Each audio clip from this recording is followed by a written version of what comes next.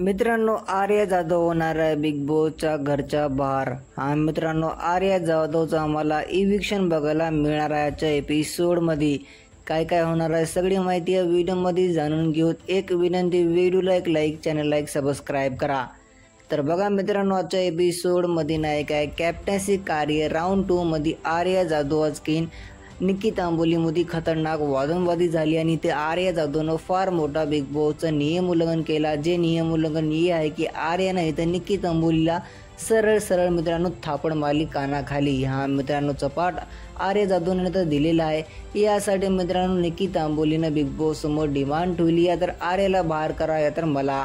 आणि मित्रांनो big boss पण सगळ्या सदस्याला एकत्रित बोलून इथं खूप मोठा निर्णय सुद्धा घेतलेला आहे. बिग बॉसनं सरळ हे म्हणले, जे आर्या जाधवनं या टास्कमध्ये जे हरकत केली ना, जे नियम उल्लंघन केले ना, हे बिग बॉसचं फार मोठा नियम उल्लंघन आहे. यासाठी बिग बॉस आर्याला आता पनिशमेंट सुद्धा देणार आहेत. मित्रांनो, आजच्या एपिसोडमध्ये बिग बॉसने साफ म्हणले की आर्यानं ये नाही काय फार मोठी गलती केली आणि हे बिग बॉसचा लई मोठा नियम उल्लंघन केलेला आहे.